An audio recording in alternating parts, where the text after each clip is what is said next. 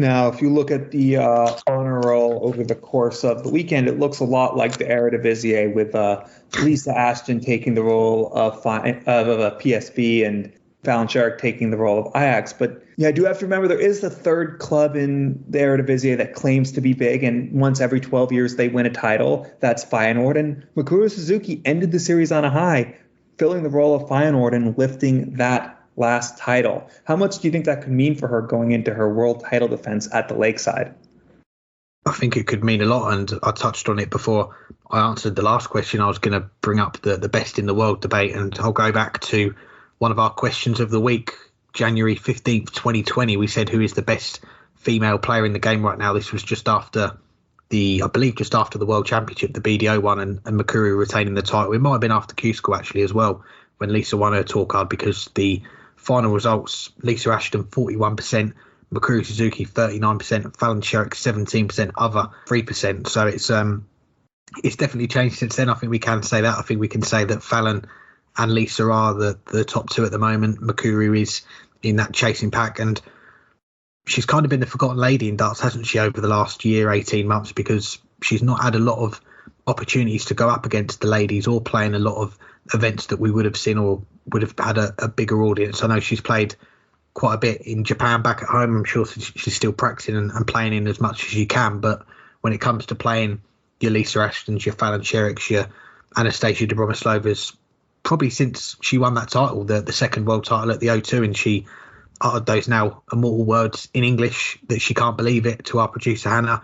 We've not really seen her play too many events until this women's series come back last month, and I think that did kind of tell in the first weekend a month or so ago now. I was looking back, she played across the two weekends 42 matches, 21 in both of them.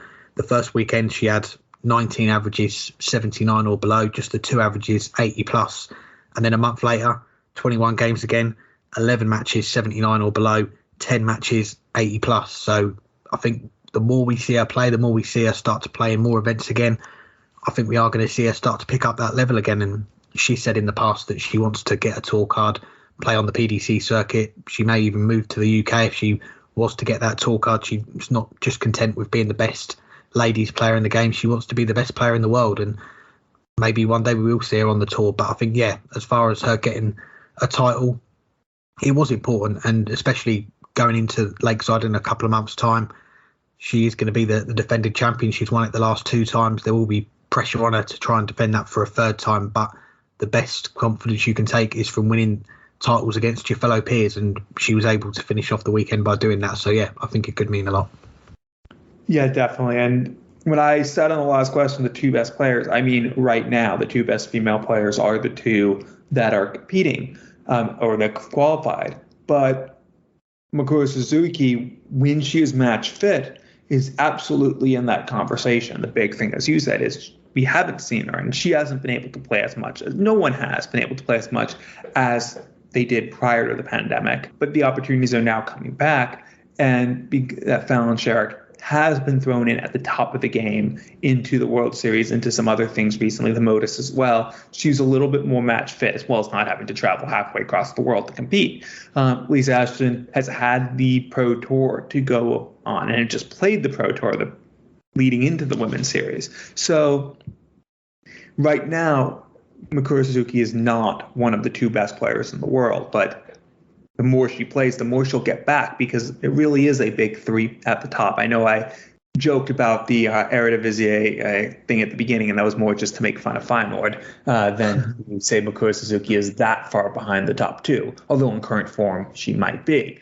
She's not, though, when she's at her best, and winning this title will do wonders to getting her back to there and having some confidence heading in to the Women's World Championship, and have confidence that she can win that huge prize fund that will obviously help ease the burden of traveling across the world to compete and help set her up for Q School. Beyond that, I don't think she needed a title, but to be able to beat Lisa Ashton, to be able to play more, not just to be able to win the title, but to be able to play in that final event at a level that was okay, it wasn't at quite the level that Fallon Sherrick and Lisa Ashton were across the 11 previous events, each averaging close to or just above 85. She did average over 81 in that event and throw out the first round, because obviously she played poorly in that match, and she didn't have to do that much to win that. And she had another match where she was in the low 70s. Beyond that, she was above 80 and everything, including a match where she was well above 90. And that's more the Mikuru Suzuki we remember from her 2 Lakeside titles. The confidence will obviously help, and the experience, though, is, I think, the most important thing. I don't think she needed a title, but it definitely couldn't hurt.